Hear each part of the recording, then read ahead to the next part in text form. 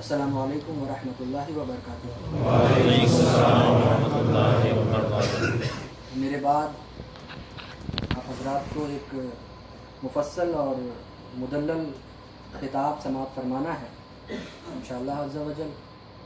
آپ حضرات کے سامنے میں کسی خطاب کی غرض سے حاضر نہیں آیا ہوں، بلکہ ایک خوشخبری ہے، میں نے مناسب سمجھا کہ آپ حضرات کو وہ دوں۔ اس سے پہلے ایک بار حمد باری تعالیٰ کے چند اشعار پیش خدمت ہیں، ملاحظہ فرمائیں۔ حضور شیخ الاسلام والمسلمین فرماتے ہیں، ذرے ذرے سے نمایاں ہے مگر پنہاں ہے، ذرے ذرے سے نمایاں ہے مگر پنہاں ہے، میرے معبود تیری پردہ نشینی ہے عجیب، میرے معبود تیری پردہ نشینی ہے عجیب، دور اتنا کہ تخیل کی رسائی ہو محال، دور اتنا کہ تخیل کی رسائی ہو محال، اور قربت کا یہ عالم کی رگے جاں سے قریب، اور قربت کا یہ عالم کی رگے جاں سے قریب۔ ایک بار درود پاک کا نذرانہ عقیدت بآواز بلند پیش فرمائیں۔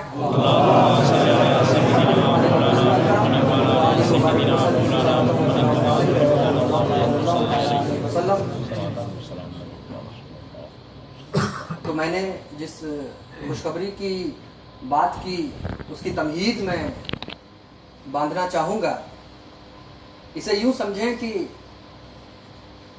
ایک وقت تھا جب ایمان والوں کے معاملات حل کرنے کے لیے آقائے دو جہاں صلی اللہ تعالیٰ علیہ وسلم بظاہر اس دنیا میں موجود تھے۔ ایک دور تھا، ایک زمانہ تھا جب ایمان والوں کے معاملات حل کرنے کے لیے، ایمان والوں کی رشد و ہدایت کے لیے، ایمان والوں کی ایمانی پیاس کو بجھانے کے لیے ہمارے نبی صلی اللہ تعالیٰ علیہ وسلم بظاہر اس دنیا میں موجود تھے۔ بھائی بہنوں کے درمیان معاملات میں کمی آ گئی ہو، یا دوستوں کی دوستی دشمنی میں بدل گئی ہو، یا رشتہ داروں کے درمیان دلوں میں دوریاں ہو گئی ہوں، ہر کوئی اپنے معاملات کو لے کر آقائے دو جہاں صلی اللہ تعالیٰ علیہ وسلم کی بارگاہ میں حاضر ہوتا، اور ہمارے نبی قرآن و حدیث کی روشنی میں بحسن و خوبی اس کی پیاس بجھاتے، اس کے معاملات حل کرتے، اس کی ہدایت فرماتے۔ وہ وقت سب سے اچھا وقت تھا، چونکہ اس وقت کے بارے میں آقائے دو جہاں صلی اللہ تعالیٰ علیہ وسلم نے خود ارشاد فرمایا، خیر القرون قرنی، یعنی سب سے اچھا زمانہ میرا زمانہ ہے، اس کے بعد وہ زمانہ جو میرے زمانے سے ملا ہوا ہے، یعنی میرے صحابہ کا زمانہ۔ آگے آقا ارشاد فرماتے ہیں کہ اس کے بعد وہ زمانہ جو میرے صحابہ کے زمانے سے ملا ہوا ہے، یعنی میرے یعنی تابعین کا زمانہ۔ تو یہاں ایک بات غور کرنے کی ہے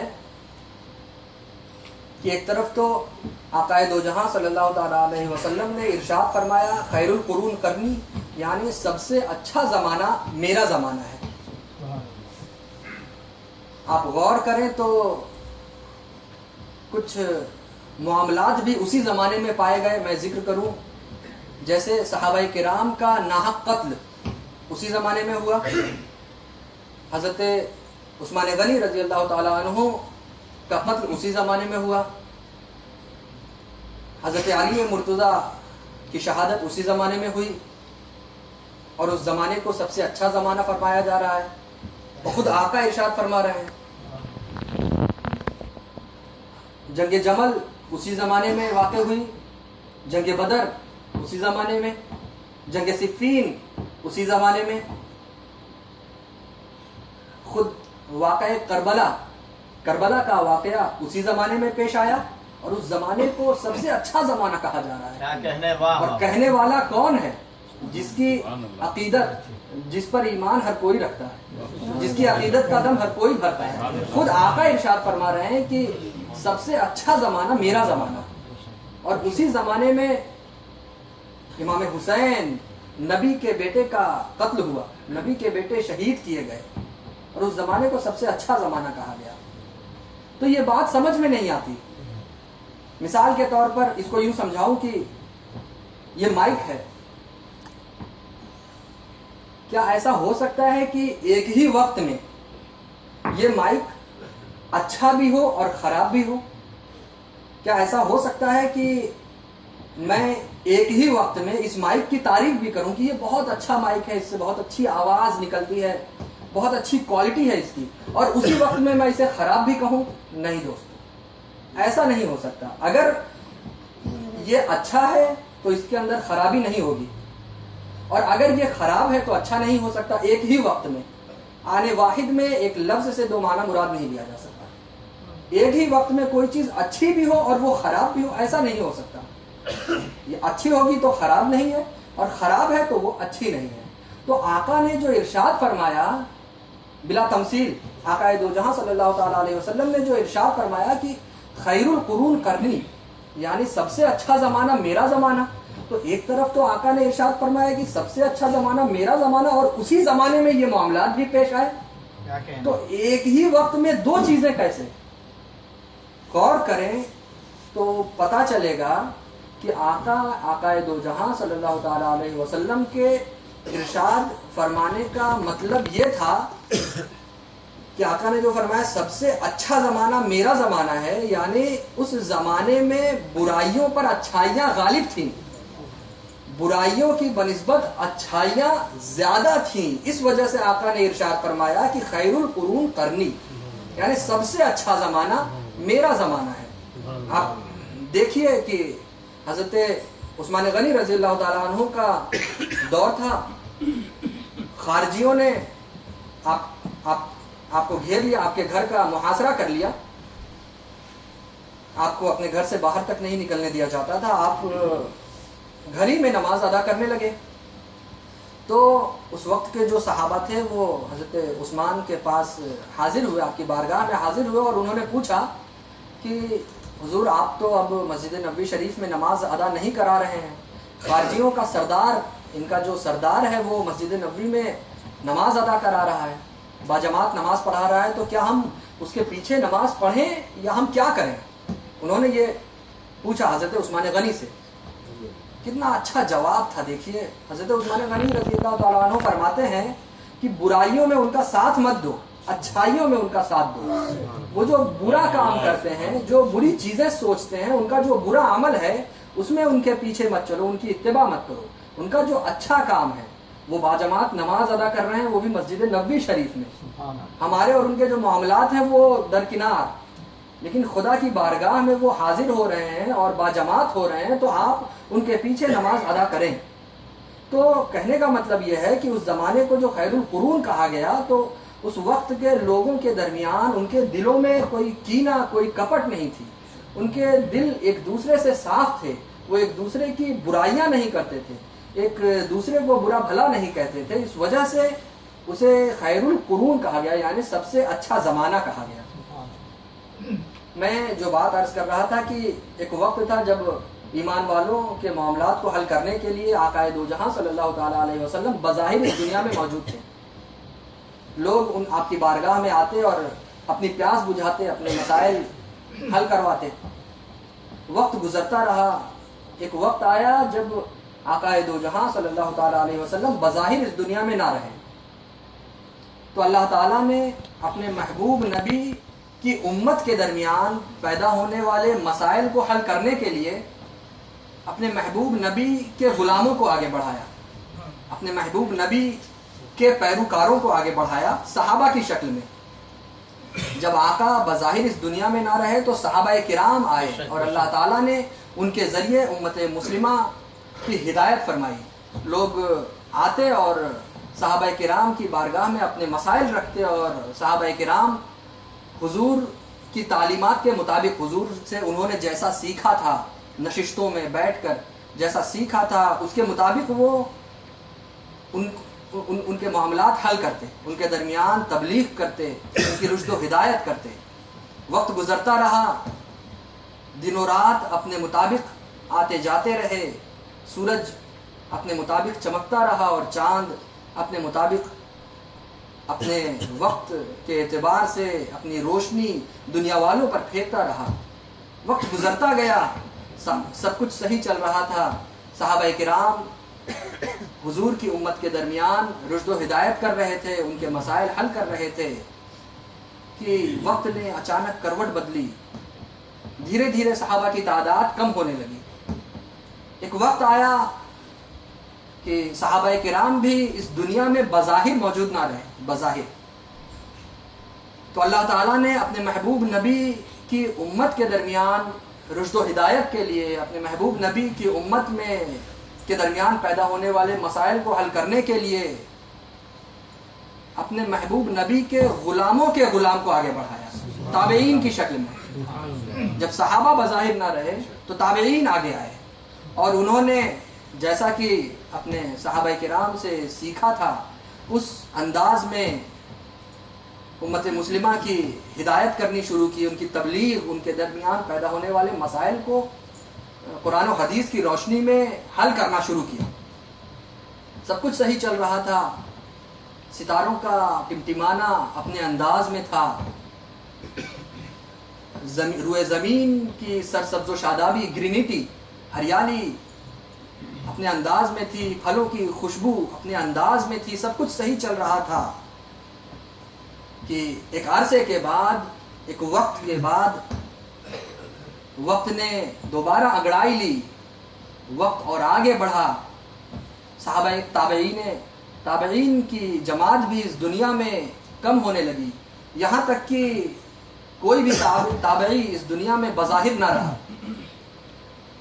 تو اللہ تعالیٰ نے اپنے محبوب نبی کی امت کے درمیان پیدا ہونے والے معاملات کو حل کرنے کے لیے اپنے دوستوں کو آگے بڑھایا، اپنے ماننے والوں کو آگے بڑھایا،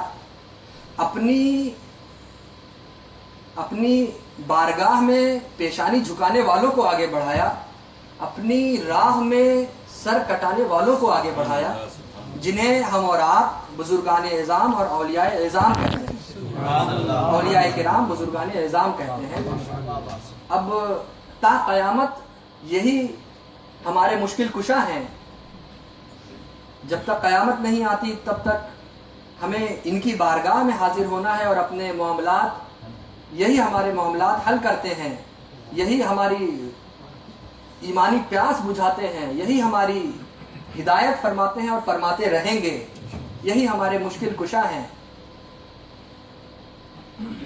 آئیے ایسے ہی ایک خدا والے کا واقعہ میں آپ کو بتاؤں، ایسے ہی ایک خدا کے دوست کا ذکر میں آپ سے کروں۔ سالوں پرانی بات ہے، بلکہ یہ کہنا زیادہ بہتر ہوگا کہ صدیوں پرانی بات ہے۔ ملک عراق کے شہر بغداد میں ایک خدا والا رہتا تھا، ایک خدا پرست رہتا تھا، ایک ایسا شخص رہتا تھا جسے خدا نے اپنا دوست قرار دیا۔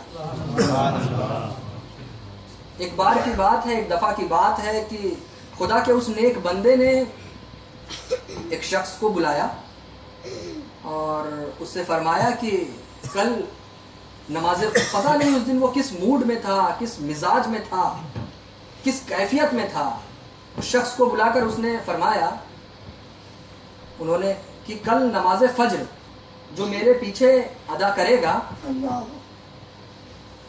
اس کے حق میں بہتری ہے، وہ جنتی ہے۔ یہ بات تو میں نے تم سے ذکر کی ہے، لیکن تم نے اس واقعے کا ذکر اگر کسی اور سے کیا تو تمہارے حق میں بہتری نہ ہوگی، تمہارے لیے بہتر نہیں ہوگا، جسے تم بتاؤ گے اس کے لیے تو بہتر ہوگا، وہ جنتی ہوگا، لیکن تیرے حق میں یہ بہتر نہ ہوگا اگر تو نے یہ بات کسی سے بتائی۔ بہرحال وقت گزرا، دن گزرا، خدا کا وہ نیک بندہ اپنے معمول کے مطابق نماز پڑھنے اور پڑھانے کے لیے خانہ خدا یعنی خدا کے گھر میں حاضر ہوا مسجد میں. اس نے دیکھا کہ تحد نگاہ لوگوں کا مجمع ہے، جوق در جوق، جھنڈ در جھنڈ لوگ اس کے پیچھے نماز فجر ادا کرنے کے لیے موجود ہیں. وہ سمجھ گیا کہ میں نے جس شخص سے کہا تھا اس نے یہ بات عوام میں پھیلا دی ہے. بہرحال خدا کے اس نیک بندے نے نماز فجر ادا کرائی. جب لوگ نماز فجر پڑھ چکے، لوگوں نے اللہ کے اس نیک بندے کا دیدار کیا، ان کی صحبت اختیار کی، ان سے مصافحہ کیا، پھر لوگ جاتے رہے، لوگ کچھ کم ہوئے، تو خدا کے اس نیک بندے نے اس شخص کو بلایا جس سے گزشتہ کل یہ بات فرمائی تھی کہ میں نے تم سے کل ایک واقعہ، ایک بات ذکر کی تھی اور یہ بھی کہا تھا کہ کسی سے ذکر مت کرنا، تمہیں پتہ ہے؟ کہا جی حضور مجھے پتہ ہے، آپ نے منع فرمایا تھا. تو اس کے باوجود بھی تم نے لوگوں میں یہ اعلان کیا؟ کہا جی حضور میں نے آپ کے منع کرنے کے باوجود بھی لوگوں میں یہ بات بتائی، لوگوں میں اعلان کیا اس کا. کہا ایسا کیوں کیا؟ دیکھیے خدا وہ شخص بھی خدا کا ایک نیک بندہ تھا، کتنا اچھا جواب اس کا تھا. اس نے یہ عرض کیا کہ حضور ہم مسلمان ہیں، آپ جانتے ہیں کہ مسلمان کے لیے اسلام کی تعلیمات کیا ہیں، آپ جانتے ہیں اسلام یہ حکم دیتا ہے کہ اگر تمہیں کوئی اچھی بات پتہ چلے تو اسے اپنے حد تک نہیں رکھنا چاہیے، اسے جتنا ہو سکے لوگوں کے درمیان پھیلانا چاہیے. تو حضور اگر آپ کی ذکر کردہ بات اگر میں اپنی حد تک رکھتا تو نیکی اور بھلائی میری حد تک محدود رہتی، میری حد تک سمٹ کر رہ جاتی. لہٰذا میں نے مناسب سمجھا کہ جتنا ہو سکے زیادہ سے زیادہ نیکی اور بھلائی، سب خدا کے بندے ہیں، سب ایک خدا کے ماننے والے ہیں، سب ایک خدا کا کلمہ پڑھنے والے ہیں، سب ایک خدا کی بارگاہ میں اپنی جبین اپنی پیشانی جھکانے والے ہیں. تو میں نے سوچا، میں نے مناسب سمجھا کہ زیادہ سے زیادہ یہ پیغام لوگوں تک جانا چاہیے، زیادہ سے زیادہ لوگوں کو اس سے فیض ملنا چاہیے. لہٰذا میں نے اس بات کو عام کر دیا.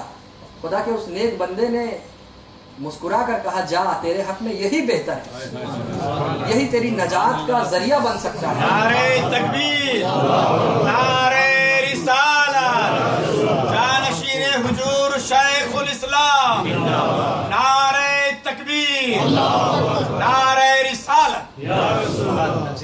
جانتے ہیں خدا کے وہ نیک بندے کون تھے جنہوں نے نماز فجر ادا کرائی تھی؟ وہ کوئی اور نہیں، اپنے وقت کے قطب، اپنے وقت کے غوث اعظم جیلانی تھے. اور غوث پاک نے یہ واقعہ جس شخص سے ذکر کیا تھا وہ کون تھے؟ وہ کوئی اور نہیں، غریبوں کو نوازنے والے غریب نواز. غوث پاک رضی اللہ تعالی عنہ نے یہ بات حضرت غریب نواز رضی اللہ تعالی عنہ سے فرمائی تھی. آخر کون سی ایسی بات تھی اس عبد القادر جیلانی میں جس کی وجہ سے اللہ تعالیٰ نے یہ فرمایا کہ تمام ولیوں کے کاندھے پر تیرا قدم ہے عبد القادر؟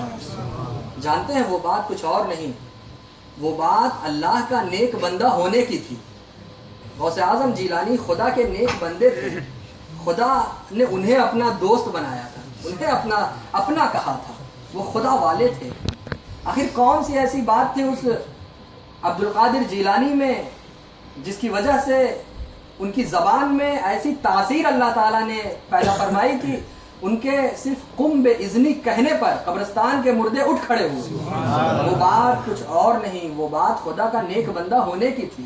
وہ خدا والا تھا، وہ خدا کا نیک بندہ تھا، امر بالمعروف اور نہی عن المنکر پر عمل کرنے والا تھا. یعنی اللہ تعالیٰ نے جن چیزوں کا حکم دیا انہیں اس انداز میں کرتے تھے اور جن چیزوں سے روکا اس سے باز رہتے تھے. تو اللہ تعالیٰ نے ان کی زبان میں ایسی تاثیر کی کہ انہوں نے صرف قم بے اذنی کہا اور قبرستان کے مردے اٹھ کھڑے. آخر کون سی ایسی بات تھی اس عبد القادر جیلانی میں جس کی وجہ سے ان کی صحبت اختیار کر کے جس کی وجہ سے ان کا دیدار کر کے، جس کی وجہ سے ان کے ہاتھوں پر 1000 تو 1000 نہیں بلکہ لاکھوں کافر مشرف با اسلام ہوئے، وہ بات کچھ اور نہیں دوستوں، وہ بات خدا کا نیک بندہ ہونے کی تھی۔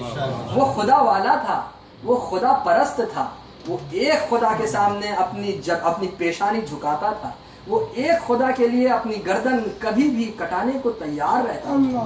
آخر کون سی ایسی بات تھی سنجر میں پیدا ہونے والے اس معین الدین چشتی میں، جس کی وجہ سے اللہ تعالیٰ نے انہیں پورے ہندوستان کے ولیوں کا سردار قرار دیا، ہند الولی کہلائے۔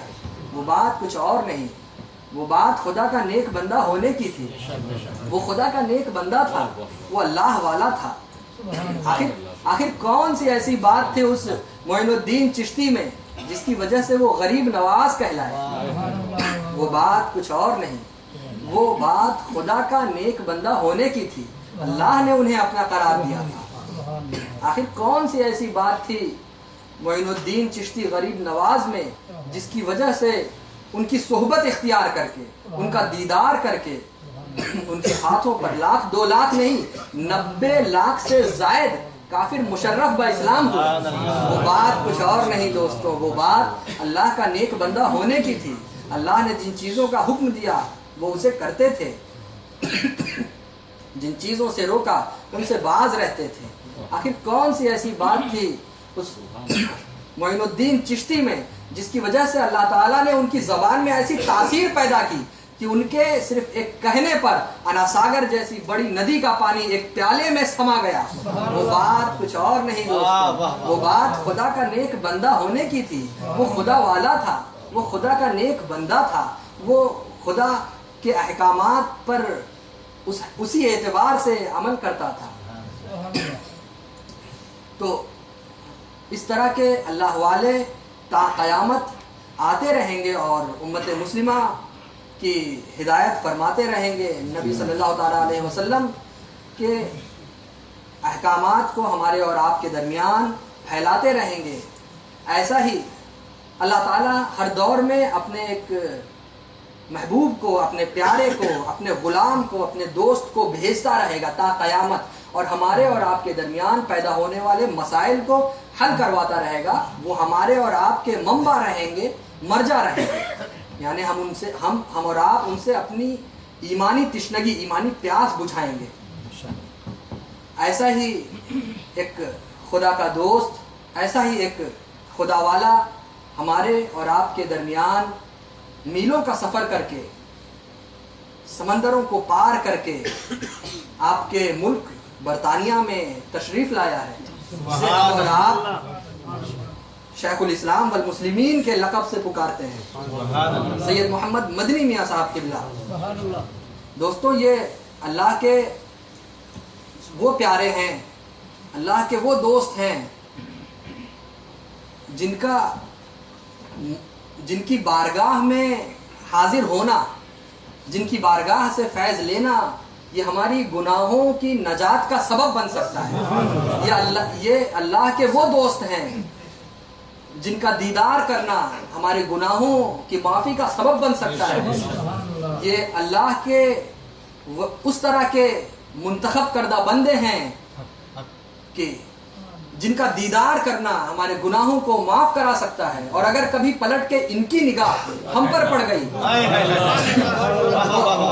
ہماری نجات کا سبب بن سکتا ہے۔ دوستو، نعرہ تکبیر، نعرہ رسالت، فیضان حضور شیخ الاسلام، شہزادہ حضور شیخ الاسلام، جانشین حضور شیخ الاسلام، محدث اعظم مشن، نعرہ تکبیر۔ یہ اللہ کے وہ نیک بندے ہیں، وہ چاہنے والے ہیں کہ جن کی قیادت میں رہ کر، جن کے پیچھے نماز ادا کرنا ہمارے گناہوں کی معافی کا سبب بن سکتا ہے، جن کا صرف ہمارے درمیان سے گزر جانا ہماری گناہوں کی معافی کا سبب بن سکتا ہے۔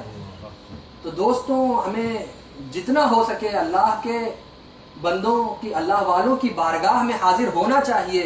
میں آپ کو یہی خوشخبری دینا چاہتا تھا کہ اے خواجہ کے ماننے والوں، حضور شیخ الاسلام والمسلمین برطانیہ میں آ چکے ہیں، لہذا وہ تشریف لا چکے ہیں. ہمیں چاہیے کہ ہم اللہ کے ایسے نیک بندوں کی بارگاہ میں حاضر ہوں، ان کا فیض لیں، ان سے مصافحہ کریں، ان کا دیدار کریں. ہو سکتا ہے یہی ہماری نجات کا ذریعہ بنے، یہی ہمیں محمد صلی اللہ تعالیٰ علیہ وسلم سے قربت کا سبب بن سکتا ہے. یہی ایک میسج تھا، یہی پیغام تھا جو میں آپ حضرات تک پہنچانا چاہتا تھا. وآخر دعوانا ان الحمد للہ رب العالمین. السلام علیکم ورحمۃ اللہ وبرکاتہ.